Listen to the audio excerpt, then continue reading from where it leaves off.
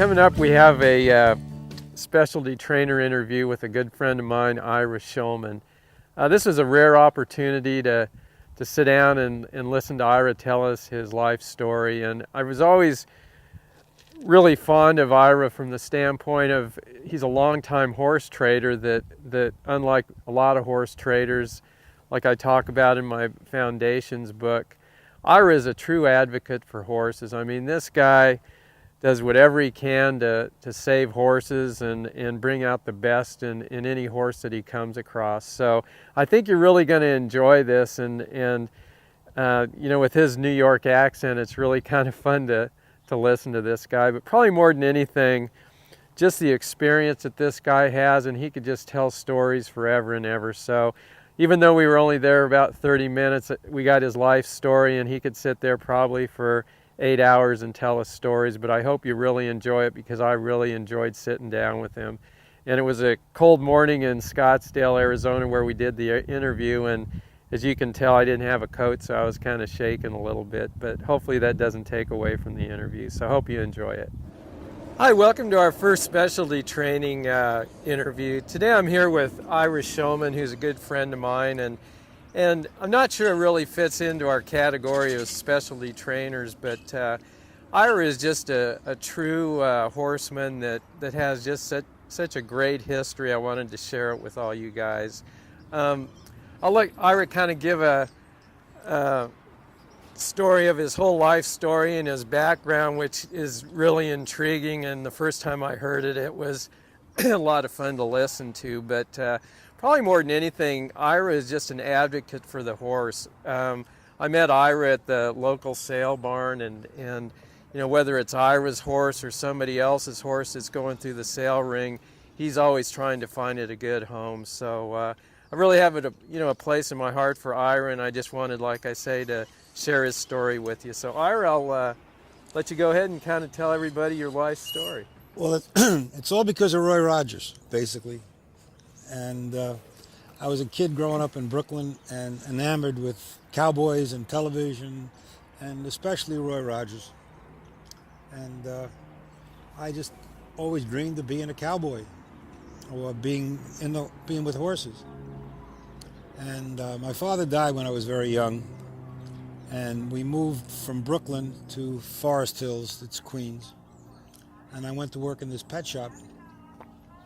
And as a Christmas present, he knew I always liked horses, and for a Christmas present, when I was 15 years old, he bought me a horse for Christmas. And of course, I had to keep him and pay the board on him and do the rest of it. So I worked at the pet shop, and then at night, or I'd have to either hitch a ride or take a bus to the stables, which was along the Bell Parkway in Brooklyn and Queens, and go play with my horse and ride or do whatever I could do. And then sometimes I used to take rides out, like night rides. It's freezing cold in the wintertime, and I'd take the people out on Wednesdays and Friday nights, and that's how I started. And then I used to go to the horse sales on Thursday in Brooklyn on East 96th Street in Brooklyn. It was Eddie Martin's sale. He was an old-time horse dealer. So was his father. And I used to hitch rides or ride with people. And I used to make the leatherman that used to sell us harness and things. He used to give me all the scrap leather, and I braided nose bands and made bridles and took them to the horse sale. And then when I went to the horse sale, I'd always buy stuff, large quantities of stuff that maybe saddle makers had there, and I'd buy big boxes of buckles, and I'd bring them back the following week and put them in small boxes and sell them. And I did all right, and I supported my own horses. And then I started buying and selling them and I just started becoming a horse dealer when I was 15, 16 years old. And I used to go to the horse shows, and I never had good horses. I used to buy everybody spoiled horses and take them and train them and bring them back to the sale the following week. And then as I got a little older, we used to go to the horse sales in New Jersey, in Metuchen, a fellow named Bunchy Grant. And I used to ride there on Wednesday nights sometime, not all the time. but sometimes I rode there, and sometimes I'd ride 100 horses a night. Just to me and another person just take turns riding, and I had lots of experience riding all kinds of horses. Then a man befriended me. The guy actually got my boss bought the horse from, used to work for Eastern Packing Company, and that's where I got my first horse from. Really? At Eastern Packing. And the driver was an old cowboy from Dakotas. His name was Blondie George, and he was the real genuine article. And this guy was a real horse trainer, and he was living where he was many years above everybody with his methods and his training. I mean, all these books people read about now, Blondie George could have written them. I mean, I learned a lot from him. He was my greatest mentor, I think, about breaking horses. We used to buy the wild horses out of the wild horse race at Madison Square Garden and take them and break them and sell them. And because of this man, Blondie George, he introduced me to the fellow that owned the rodeo at Madison Square Garden, Everett Colburn. And from the time I was 15 years old until I was quite a bit older, I had my own badge to get in and out of Madison Square Garden at the rodeo, and I rode in the Grand Entry every night. So that got me into with the rodeo people and with Mr. Colburn, and eventually I came out west because he invited me to come out and spend some time with him at the ranch in Dublin, Texas. But that's many years later. And then I went to high school and college, but I was always trading horses all this time. And then when I got out of school, my family wanted me to go into the family business, which was not that we own one anymore, but my father was a manufacturer of lady sweaters, and they wanted me to go into the wool business, into manufacturing sweater business. And that lasted for a little while, and I couldn't handle that. And then I was still trading horses all the time when I was doing all this stuff. And I'm just going to remember all this stuff. I should have my facts written down a little, so I had some sequential order. And that didn't work, and I went to school. And when I got out of school, I got a job with Hardwick Clothes out of Cleveland, Tennessee, as a showroom model and a trainee. I worked there for a while, and it wasn't working out. I went on the road. I had to buy a car, and I went on the road, and I was up in Buffalo, New York, and I was just hating every minute of it. And then coming home from Buffalo, my car blew up in New Paltz, New York. And I remembered a friend of mine had just bought this dude ranch in upstate New York, in Highland, New York. And there I am, broke down on the freeway. And I called my friend up, and it was close to New Paltz, the ranch was. So he came and he picked me up, and I called my boss in New York and said, I quit. So I went to work helping him build his dude ranch. Really? Mm-hmm. So I worked there for quite a long time, helping him build his dude ranch. And I was kind of the chief cook and bottle washer. I waited on tables, and I ran the barn. And I also had a little shop there where I was selling Western clothes, and that was all my deal. And I was making quite a bit of money. So my family started giving me a hard time that this wasn't the life for me, and I shouldn't do this. So they wanted me to go back to the city and work. So I did. So I got a job, and I paid an employment agency like $250 or $300, which was a portion of the money I was making, for the job. So I was working there, and I was getting $75 a week, carrying the salesman's bags and all that, just as a trainee. But in the meantime, I was getting $75 a week there, but I was making $500 a week at the dude ranch between my tips and my clothing business and selling some horses. So I was doing quite well. In the meantime, I was getting $75 a week, and the salesmen were borrowing money from me, and I was making more money than they were, but I was schlepping their bags. So I said, this isn't going to work. So make a long story short, Nightcraft went out of business. So now I paid this employment agency all this money, and I'm out of a job again. So back to the Dude Ranch, but I was still working at the Dude Ranch on weekends. But now I went back to the Dude Ranch full time. So now I had more problems. My family wanted me to get a job, a legitimate job. They didn't want me to do this. So I said, this is ridiculous. I'm not going to pay an employment agency. It was bad times because Kennedy had just been elected for president. We were in a recession like we are right now. So I figured, what am I going to do? So I figured I'd do something a little on the unique side. I need to find the job, and I'm not going to pay an employment agency. So I bought a donkey. And I headed down south with the donkey in the back of my station wagon. You had the donkey in the back of your station wagon? In the back of my station wagon. So now I got the donkey in the back of my station wagon, and I'm heading to Times Square. And I had a Chesterfield coat, a three-piece suit, an attaché case, an umbrella, and a Hamburg hat. And I called all the newspapers and the wire services in the country that I was looking for a job, and because of the unemployment situation, I couldn't find one, so I had some desperate measures. So we started out in front of the Hotel Astor in Times Square, and I rode down 7th Avenue at 12:30, which is the height of the lunch hour, to Macy's. So I had all these photographers and all follow me down taking pictures. I made a lot of publicity in all the major papers, the New York Times, the Herald Tribune, the New York News. A friend of mine was in Germany. He was on the pot reading the Stars and Stripes and saw my picture on the donkey. And he had to call me right away. So, of course, I got a job. And that lasted for a while, and I just couldn't handle it anymore. Well, you got a bunch of job offers, didn't you? Quite a few. Wherever I went with my resume and also my pictures. And it wasn't the first place I went, I got the job right away. And that lasted for a while. And that wasn't for me. And I said, this is not for me. So I said, I'm going to go out west. But prior to that, 1959, I bought a new Ford station wagon. And I went to visit Mr. Colburn in Texas.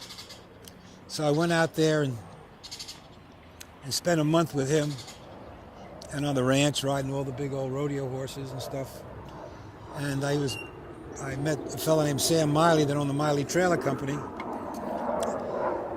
And I was talking to him, and he says, you're such a hot shot salesman. Why don't you take this trailer and sell it for me? He said, I've had it 3 years. I can't sell it. So I hooked the trailer up to my car, and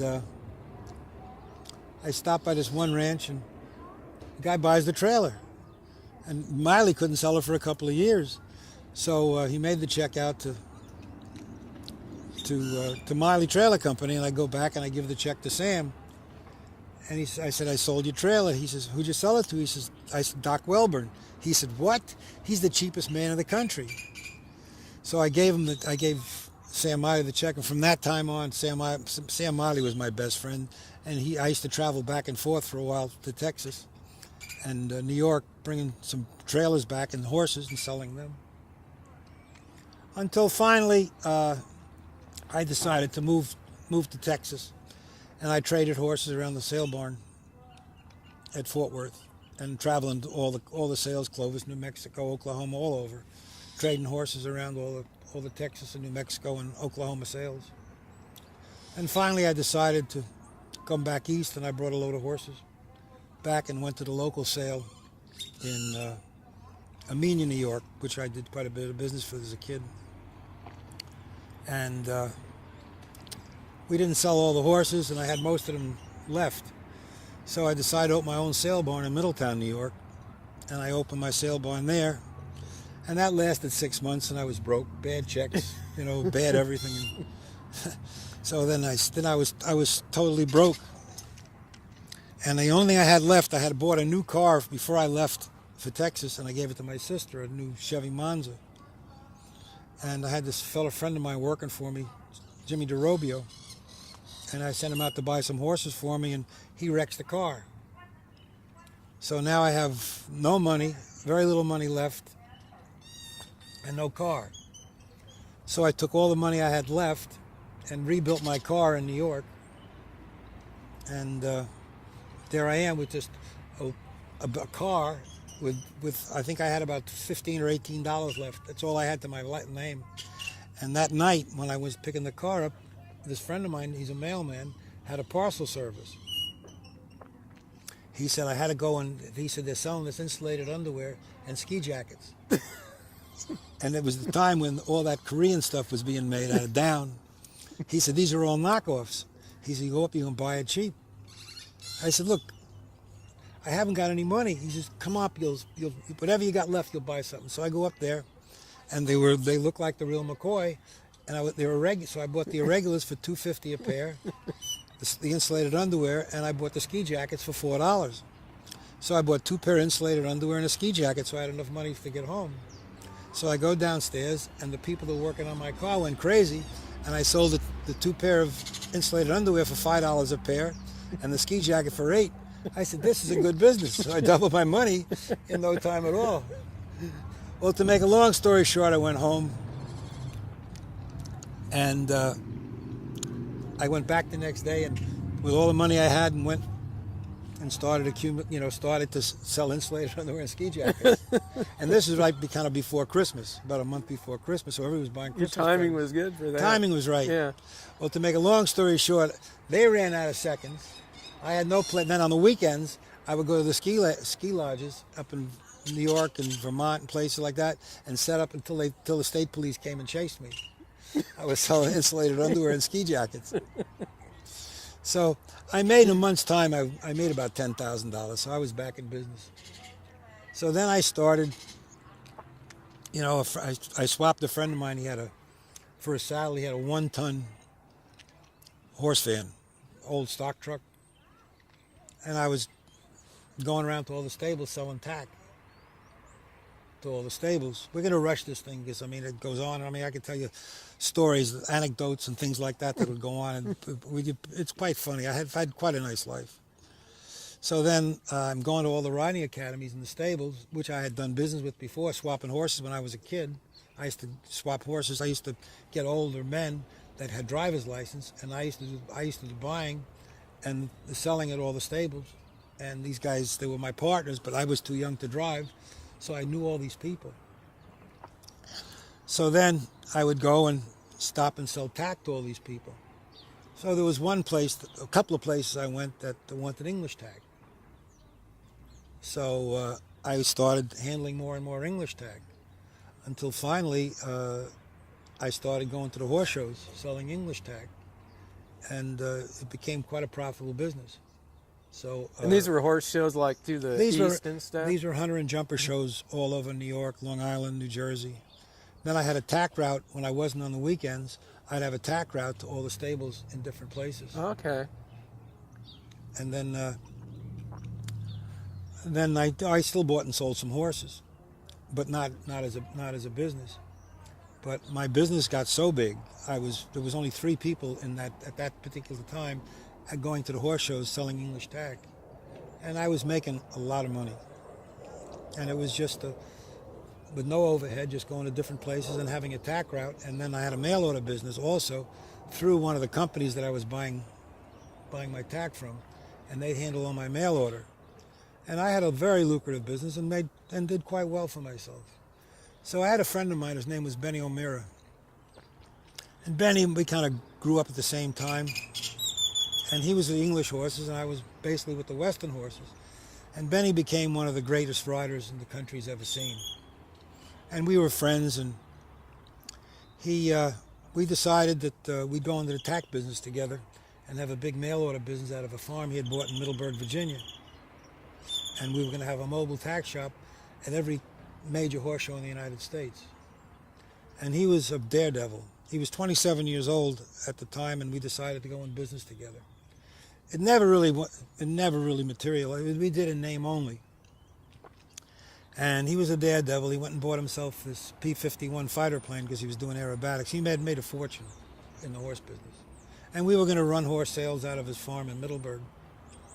And he bought this P-51 fighter plane, and he crashed it and killed himself. And I was supposed to be with him because I went away with the tack to a horse show nearby in Maryland, and he killed himself. Wow. he had motor trouble, and he just because we were supposed to leave for California then the next day, but thank God. And I was in that plane the day before he died, and we did have some trouble, but it was all right.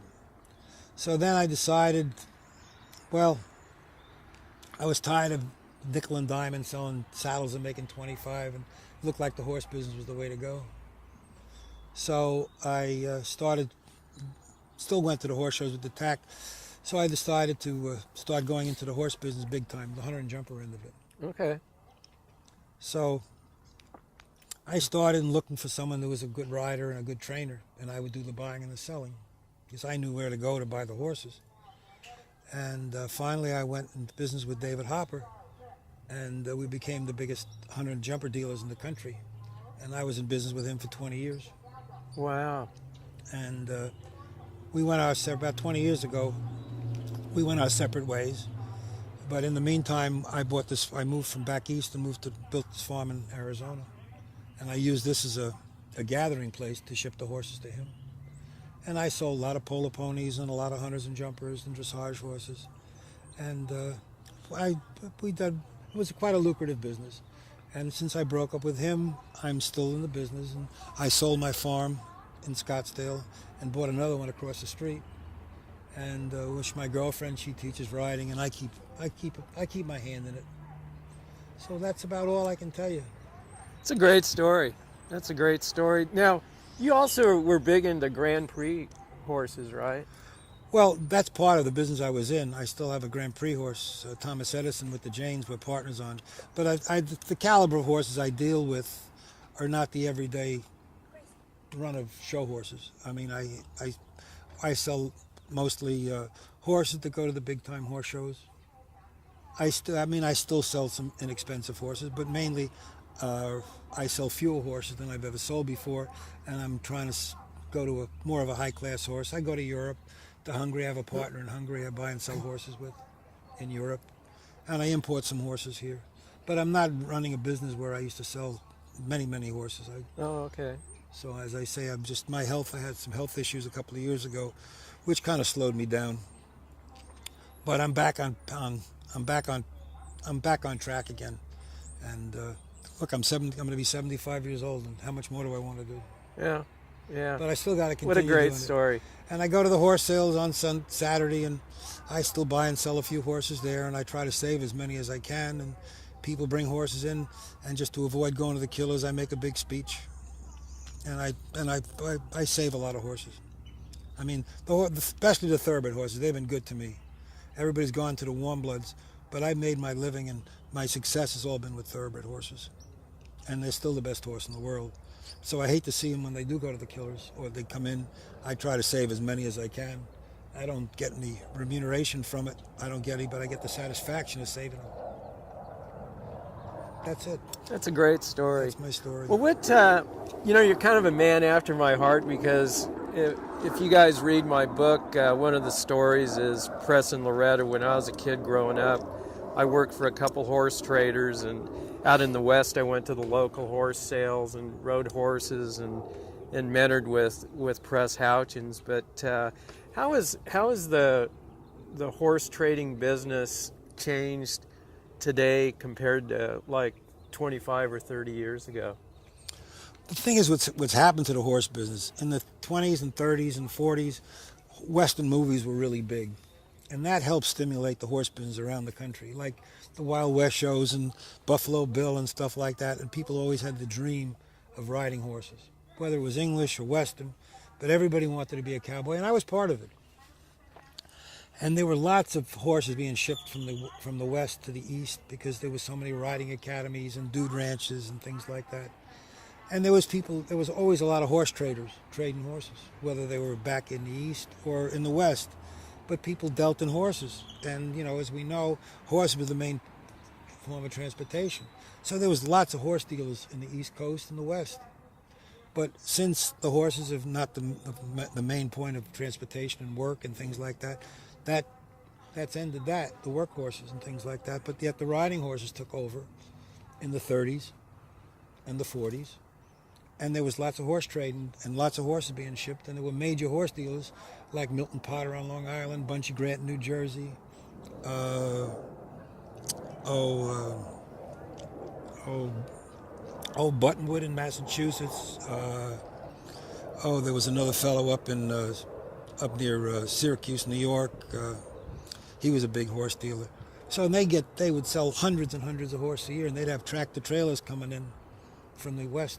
Cletus Hulling was a big dealer in East St. Louis, and there was big people in California selling lots of horses, and they had big sales in Fort Smith, Arkansas. And there was horse trading. Then there were lots of horses in those days because the ranches, they used the horses, and the horses reached a certain age, they'd dispose of them, and they had all the young horses. So there was a lot of good broke horses around, and which has changed today. Yeah. Because they don't use them anymore, and now the ranchers are keeping on holding the old horses because they haven't got the cowboys to ride them. So there's not that availability of buying those good old ranch horses cheap. Interesting. So horse trading has changed, but when the westerns left television and the movies, the whole profile of the horse business changed because people have no interest. The kids are interested in jet planes, killing each other, mugging each other. I mean, playing those video games. And everything has changed, so that their interest in horses has gone way far away. Right. They're not interested anymore. Right. But it needs, where I was in love with Roy Rogers when he kissed his horse and kicked his girlfriend in the ass. I mean, that was another story. But the thing has changed. It's completely changed. And I wish we could go back to the old days, but you never go backwards. But the only thing that could happen is if the westerns came back and people had a feeling that's what they wanted to do. Right. But that was the big change because all the riding academies closed in the East Coast and around the cities all over the country. There's very few. There's still riding academies, but not the numbers there used to be. And the interest in the dude ranch has waned. The dude ranch business is big, and there's fewer and fewer. And there's still lots of, like Rockin' Horse Ranch, where I started, it's still going. It's still a going concern. And then up in 1,000 Acres in New York, and some of those other ranches up there are still going and blowing. But it's not as abundant, and it's not as fruitful as it used to be. Right. But the dude ranches, in Arizona and Montana, people still go. But it's not there's not that many people doing it as they used to do it. And it's changed the whole thing in the horse. It's changed horse dealing. It completely changed it. And there's not those horse traders around anymore. When you go to a horse sale like a local horse sale here, there's probably 2 or 3 horse traders. There's not an abundance of horse traders. Where there used to be, you go to a horse sale, there used to be 15, 20 people swapping horses back and forth. And you go to the big sales, there'd be 100. And trading now, horses, just trading horses, going around, swapping horses on the ranches and stuff. There's still people doing it, but it's not as abundant as it used to be. Yeah. And that was my fun. I mean, that was fun. That was your life, yeah. Going from place to place, ranch to ranch, sale to sale. So I've been in every aspect of it, whether it's been selling horses for $1 million or selling horses for $125 or selling them for $50. I've been part of the whole thing. I've had a lot of great horses through the years, show horses, hunters, jumpers, and dressage horses. And polo ponies, a lot of them. Yeah. I had one horse was voted, one of the polo ponies I sold was voted the best playing pony in Argentina. A fellow named Red Armor had him. That was one of my horses. I have a Grand Prix horse right now, Thomas Edison, that competes on the big circuit. And I've had horses that were Horse of the Year in dressage, and I had many, many horses in every venue, every discipline in the horse business. That's it. Well, the last comment I'd make is that I'm just so lucky to have met Ira, and a guy with so much experience. I mean, you don't find many people with the years of experience that can look at a horse and within a couple minutes tell you just about everything that's wrong with that horse or good with that horse. So I appreciate your time today, Ira. This has been great. It's my pleasure. Thanks for sharing your life story with us. Thank you. Thank you. It's a synopsis.